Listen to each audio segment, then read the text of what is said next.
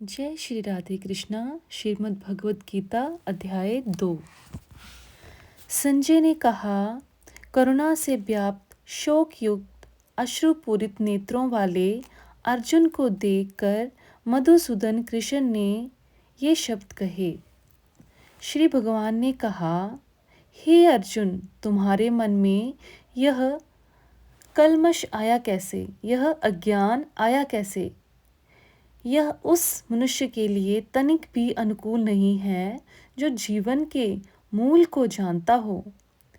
इससे उच्च लोक की नहीं अपितु अपयश की प्राप्ति होती है। हे पार्थ पुत्र, हे पृथा पुत्र, इस हीन नपुंसकता को प्राप्त मत हो, यह तुम्हें शोभा नहीं देती। हे शत्रुओं के दमन करता, हृदय की क्षुद्र दुर्बलता को त्याग कर युद्ध के लिए खड़े हो जाओ। अर्जुन ने कहा, हे शत्रुहंता, हे मधुसूदन, मैं युद्ध भूमि में किस तरह भीष्म तथा द्रोण जैसे पूजनीय व्यक्तियों पर उलट कर बाण चलाऊंगा। ऐसे महान पुरुषों को जो मेरे गुरु हैं, उन्हें मारकर जीने की अपेक्षा इस संसार में भीख मांगकर खाना अच्छा है। भले ही संसारिक लाभ के इच्छुक हों, किंतु हैं तो गुरुजन ही। यदि उनका वध होता है तो हमारे द्वारा भोग्य प्रत्येक वस्तु उनके रक्त से सनी होगी। हम यह भी नहीं जानते कि हमारे लिए क्या श्रेष्ठ है, उनको जीतना या उनके द्वारा जीते जाना। यदि हम धृतराष्ट्र के पुत्रों का वध कर देते हैं तो हमें जीवित रहने की आवश्यकता नहीं, फिर भी वे युद्ध भूमि में हमारे समक्ष खड़े हैं। अब मैं अपनी कृपण दुर्बलता के कारण अपना व्यक्तित्व भूल गया हूँ और सारा धैर्य खो चुका हूँ।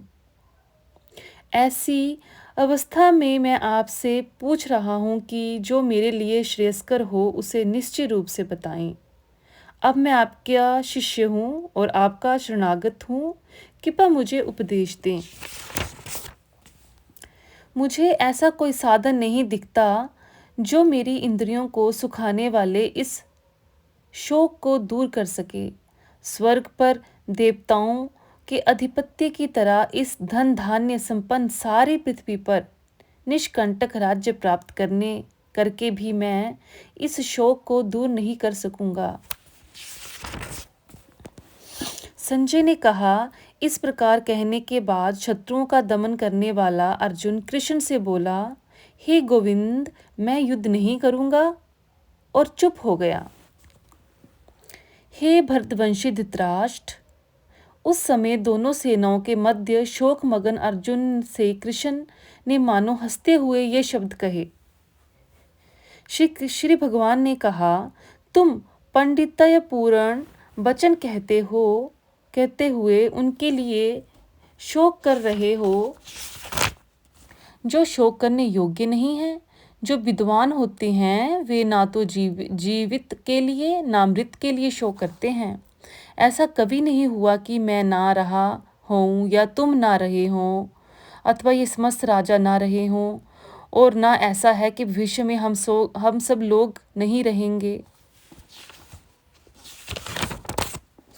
जिस प्रकार शरीरधारी आत्मा इस वर्तमान शरीर में बाल्यावस्था से तरुणावस्था में और फिर वृद्धावस्था में निरंतर अग्रसर होता रहता है, उसी प्रकार मृत्यु होने पर आत्मा दूसरे शरीर में चला जाता है।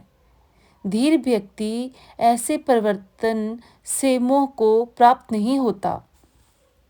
हे कुंती पुत्र, सुख तथा दुख का क्षणिक उदय तथा कालक्रम में उनका अंतर्धान होना सर्दी तथा गर्मी की ऋतुओं के आने जाने के समान है।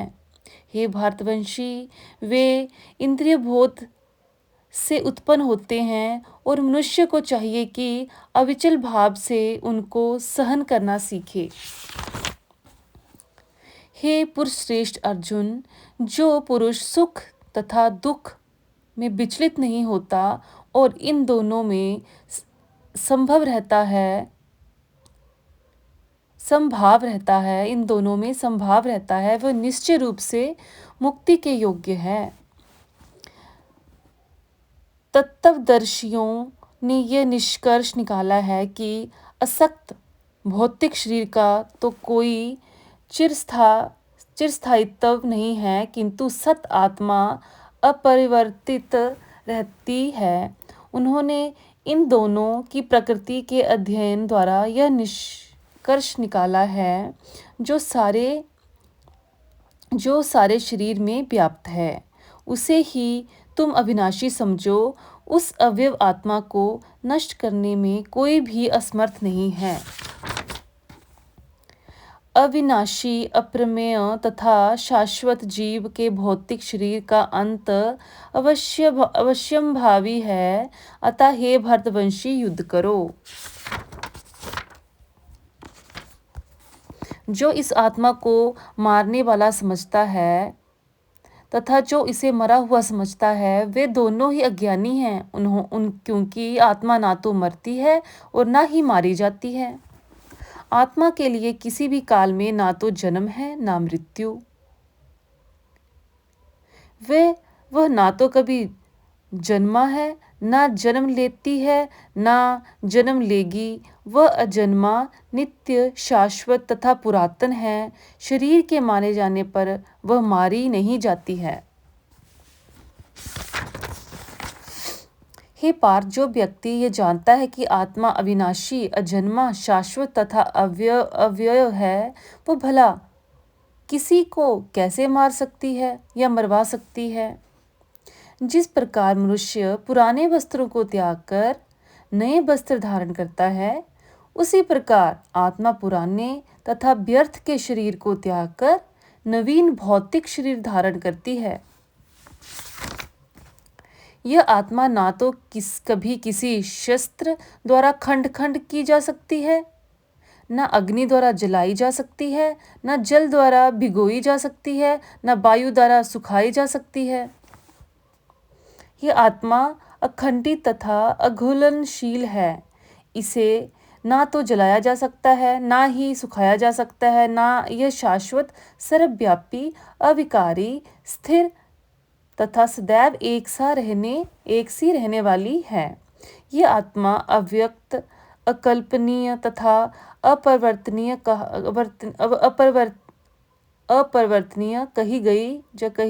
कहा जाता है या कही जाती है। यह जानकर तुम्हें शरीर के लिए शोक नहीं करना चाहिए। किंतु यदि तुम ये सोचते हो कि आत्मा अथवा जीवन का लक्षण सदा जन्म लेना है या सदा मरना है, यदि तुम ये सोचते हो कि आत्मा अथवा जीवन का लक्षण सदा जन्म लेता है तथा सदा मरता है, तो भी ये महाबाहु तुम्हारे शोक करने का कोई कारण नहीं है। तो भी हे महाबाहु, तुम्हारे दुख या शोक करने का कोई कारण नहीं है। जिसने जन्म लिया है उसकी मृत्यु निश्चित है, और मृत्यु के पश्चात पुनर्जन्म भी निश्चित है। अतः अपने अपरिहार्य कर्तव्य पालन में तुम्हें शोक नहीं करना चाहिए। सारे जीव प्रारंभ से अव्यक्त रहते हैं, मध्य अवस्था में व्यक्त होते हैं और विनष्ट होने पर पुनः अव्यक्त हो जाते हैं। अतः शोक करने की क्या आवश्यकता है? अव्यक्त का अर्थ है अप्रकट। कोई आत्मा को आश्चर्य से देखता है, कोई इसे आश्चर्य की तरह बताता है तथा कोई इसे आश्चर्य की तरह सुनता है, किंतु कोई इसे विषय में सुनकर भी कुछ नहीं समझ पाते। हे भारतवंशी, शरीर में रहने वाले देही का कभी भी वध नहीं किया जा सकता। अतः तुम्हें किसी भी जीव के लिए शोक करने की आवश्यकता नहीं है। क्षत्रिय होने के नाते अपने विशिष्ट धर्म का विचार करते हुए तुम्हें जानना चाहिए कि धर्म के लिए युद्ध करने से बढ़कर तुम्हारे लिए अन्य कोई कार्य नहीं है। अतः तुम्हें संकोच करने की कोई आवश्यकता नहीं है। हे पार्थ, हे क्षत्रिय सुखी हे पार्थ, हे वे क्षत्रिय सुखी हैं जिन्हें ऐसे युद्ध के अवसर अपने आप प्राप्त होते हैं, जिससे उनके लिए सर्वलोक के द्वार खुल जाते हैं। किंतु यदि तुम युद्ध करने में स्वधर्म को संपन्न नहीं करते हो तो तुम्हें निश्चय रूप से अपने कर्तव्य की उपेक्षा करने का पाप लगेगा और तुम योद्धा के रूप में भी अपना यश खो दोगे। लोग सदैव तुम्हारे अपयश का वर्णन करेंगे और सम्मानित व्यक्ति के लिए अपयश तो मृत्यु से भी बढ़कर है। जिन जिन महान योद्धाओं ने तुम्हारे नाम तथा यश को सम्मान दिया है, वे सोचेंगे कि तुमने डर के मारे युद्ध भूमि छोड़ दी और इस तरह वे तुम्हें तुच्छ मानेंगे। तुम्हारे शत्रु अनेक प्रकार के कटु शब्दों से तुम्हारा वर्णन करेंगे और तुम्हारी सामर्थ्य का उपहास करेंगे। तुम्हारे लिए इससे दुखदाई और क्या हो सकता है? हे कुंती पुत्र, तुम यदि युद्ध में मारे जाओगे तो स्वर्ग प्राप्त करोगे, या यदि तुम जीत जाओगे तो पृथ्वी के साम्राज्य का भोग करोगे। अतः दृढ़ संकल्प करके खड़े हो जाओ और युद्ध करो।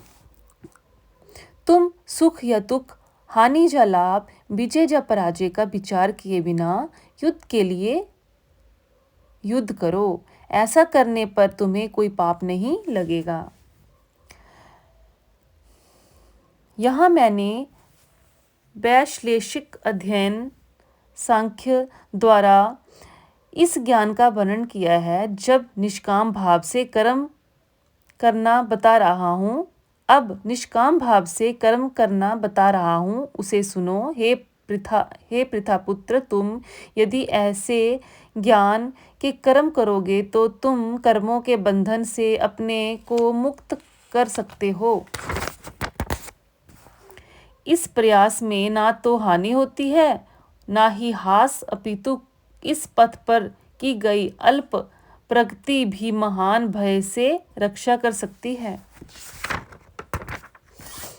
जो इस मार्ग पर चलते हैं वे प्रयोजन में दृढ़ रहते हैं और उनका लक्ष्य भी एक होता है। हे कुरुनंदन, जो दृढ़ प्रतिज्ञ नहीं है, उनकी बुद्धि अनेक शाखाओं में विभक्त रहती है। अल्पज्ञानी मनुष्य वेदों के उन अलंकारिक शब्दों के प्रति अत्यधिक आसक्त रहते हैं जो स्वर्ग की प्राप्ति, अच्छे जन्म, शक्ति इत्यादि के लिए विविध सकाम कर्म करने की संस्तुति करते हैं। इंद्रिय तृप्ति तथा ऐश्वर्यमय जीवन की अभिलाषा के कारण वे कहते हैं कि इससे बढ़कर और कुछ नहीं है। जो लोग इंद्रिय भोग तथा भौतिक ऐश्वर्य के प्रति अत्यधिक आसक्त होने से ऐसी वस्तुओं से मोहग्रस्त हो जाते हैं, उनके मनों में भगवान के प्रति भक्ति का दृढ़ निश्चय नहीं होता। वेदों में मुख्यतया प्रकृति के तीनों गुणों का वर्णन हुआ है। हे अर्जुन, इन तीनों गुणों से ऊपर उठो, समस्त द्वैतों और लाभ तथा सुरक्षा की सारी चिंताओं से मुक्त होकर आत्मपरायण बनो। एक छोटे से कूप का सारा कार्य एक विशाल जलाशय से तुरंत पूरा हो जाता है। इसी प्रकार वेदों के आंतरिक तात्पर्य जानने वाले को उनके सारे प्रयोजन सिद्ध हो जाते हैं। तुम अपना कर्तव्य करने का अधिकार है। तुम्हें अपना कर्म या कर्तव्य करने का अधिकार है, किंतु कर्म के फलों के तुम अधिकारी नहीं हो। तुम ना तो कभी अपने आप को अपने कर्मों के फलों का कारण मानो, ना ही कर्म करने में कभी आसक्त हो। हे अर्जुन, ये हे अर्जुन, जय अथवा पराजय की समस्त आसक्ति त्याग कर समभाव से अपना कर्म करो। ऐसी समता योग कहलाती है। हे धनंजय, भक्ति के द्वारा समस्त गर्हित कर्मों से दूर रहो और उसी भाव से भगवान की शरण ग्रहण करो। जो व्यक्ति अपने सकाम कर्म फलों को भोगना चाहते हैं वे कृपण हैं। भक्ति में संलग्न मनुष्य इस जीवन में ही अच्छे तथा बुरे कार्य में अपने को मुक्त कर लेता है। अतः योग के लिए प्रयत्न करो, क्योंकि सारा कार्य कौशल यही है। इस तरह भगवत भक्ति में लगे रहकर बड़े बड़े ऋषि मुनि अथवा भक्तगण अपने आप को इस भौतिक संसार में कर्म के फलों से मुक्त कर लेते हैं। इस प्रकार वे जन्म मृत्यु के चक्र से छूट जाते हैं और भगवान के पास जाकर उस अवस्था को प्राप्त करते हैं जो समस्त दुखों से परे है। जब तुम्हारी बुद्धि मोह रूपी सघन वन को पार कर जाएगी तो तुम सुने हुए अथवा सुनने योग्य सब के प्रति अन्यमनस्क हो जाओगे। जब तुम्हारा मन वेदों की अलंकारमयी भाषा से विचलित ना हो और वह आत्म साक्षात्कार की समाधि में स्थिर हो जाए, तब तुम्हें दिव्य चेतना प्राप्त हो जाएगी। अर्जुन ने कहा, हे कृष्ण, अध्यात्म में लीन चेतना वाले व्यक्ति के क्या लक्षण हैं? वह कैसे बोलता है तथा उसकी भाषा क्या है? वह किस तरह बैठता है, चलता है? श्री भगवान ने कहा, हे पार्थ, जब मनुष्य मनोधर्म से उत्पन्न होने वाली इंद्रिय तृप्ति की समस्त कामनाओं का परित्याग कर देता है और जब इस तरह से विशुद्ध हुआ उसका मन आत्मा में संतोष प्राप्त करता है, तो वह विशुद्ध दिव्य चेतना को प्राप्त कहा जाता है। जो त्रय पापों के होने पर भी मन में विचलित नहीं होता अथवा सुख में प्रसन्न नहीं होता और जो आसक्ति, भय तथा क्रोध से मुक्त है, वह स्थिर मन वाला मुनि कहलाता है। इस भौतिक जगत में जो व्यक्ति ना तो शुभ की प्राप्ति से हर्षित होता है और अशुभ के प्राप्त होने पर उससे घृणा करता है, वह पूर्ण ज्ञान में स्थिर होता है। जिस प्रकार कछुआ अपने अंगों को संकुचित करके खोल के भीतर कर लेता है, उसी तरह जो मनुष्य अपनी इंद्रियों को इंद्रिय विषयों से खींच लेता है, वह पूर्ण चेतना में दृढ़ पूर्वक स्थिर होता है।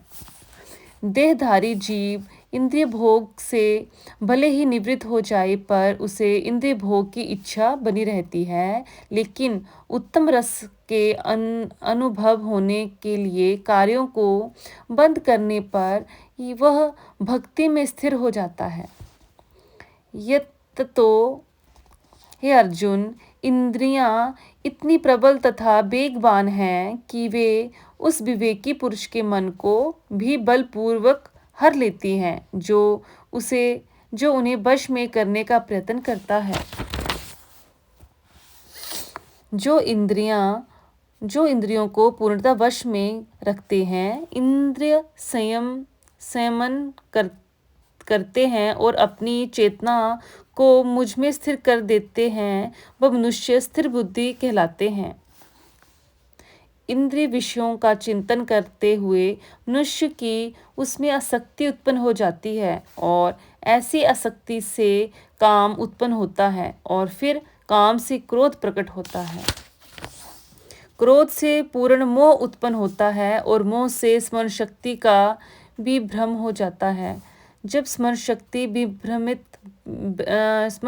भ्रमित हो जाती है तो बुद्धि नष्ट हो जाती है और बुद्धि नष्ट होने पर मनुष्य भव कूप में पुनः गिर जाता है।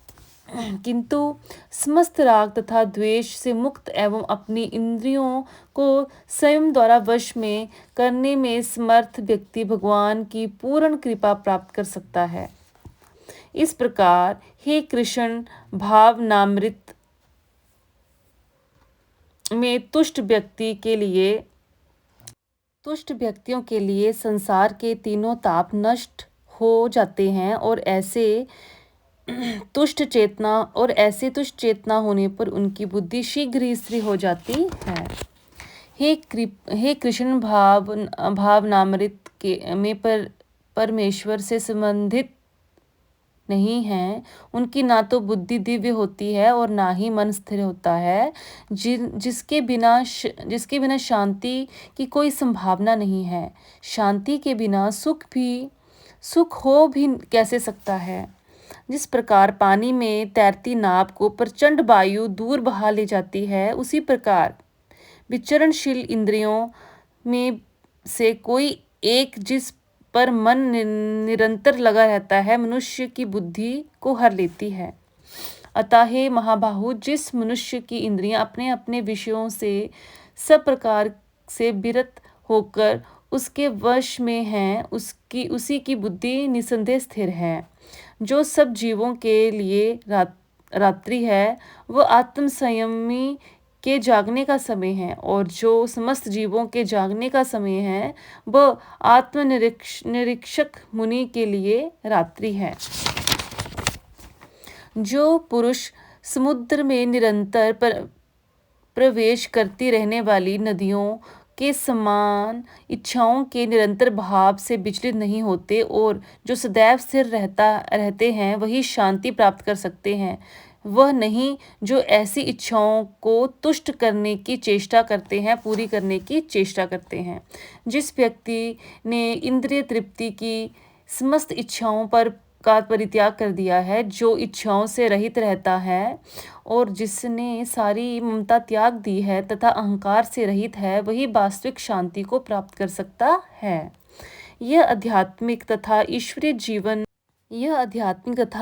जीवन का पथ है, जिसे प्राप्त करके मनुष्य मोहित नहीं होता। यदि कोई जीवन के अंतिम समय में भी इस तरह स्थित हो तो वह